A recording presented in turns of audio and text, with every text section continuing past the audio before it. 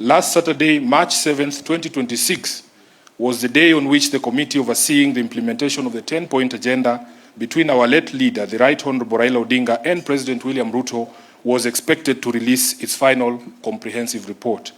As Kenyans now know, that did not happen.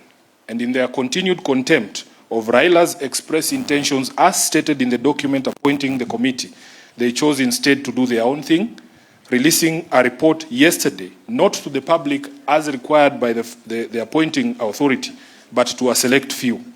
The Linda Mwananchi leadership has long held that the mandate of that committee was limited in time and scope. When they were appointed, it was stated in plain English that they would be required to present progress reports every 2 months, with a final report on the 7th of March 2026. This finality deliberately falling neatly on the same date as the expiry of the 2 signatures on the document. Their sole mission, therefore, was to ensure implementation of the 10 items and deliver a final report on the 7th of March, period. What we witnessed yesterday was a shameful charade meant to hoodwink the public that the MOU had been implemented when it is obvious to all Kenyans that nothing could be further from the truth. This fact became apparent in a most embarrassing manner when attendees led by the Governor Cecily Mbarire openly challenged the president on the contents of the so-called report.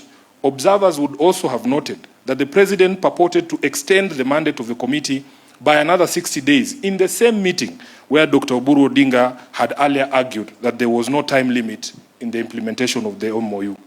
The confusion that Kenyans witnessed at KICC yesterday is enough proof that the so-called broad-based team are aware that they are lying not only to Kenyans but to themselves. We want to also make it clear that the ODM PG, as an organ, has no powers under the party constitution to make decisions such as they purported to make yesterday. You will recall that prior to and during the signing of the now expired MOU, it was the party's National Executive Committee under the leadership of the late Raila Odinga that processed and superintended the process. The purported extension is therefore ultra-vires, unconstitutional, null and void. Be that as it may, we have also held the position that whether or not the MOU had been implemented cannot be a matter of conjecture.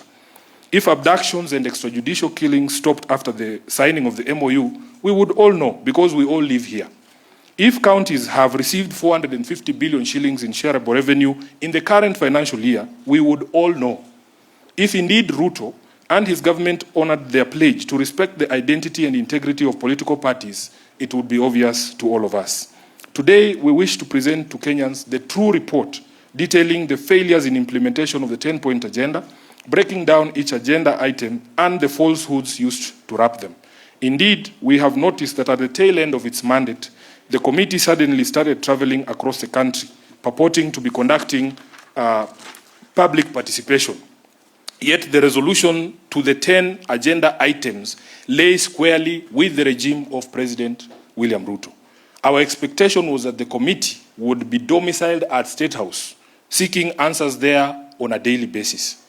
We present this report to seal any gaps that the committee and the regime may use to fool Kenyans that all is well in our nation. The decline in the national values espoused in the preamble to our constitution is a grave cancer that cannot be cured with short-term painkillers.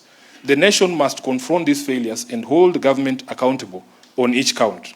We are obliged as leaders to rise to the occasion and reject attempts to lull us into slumber with lies packaged in beautiful gift wrappers. Thank you very much. That is a statement on behalf of this team.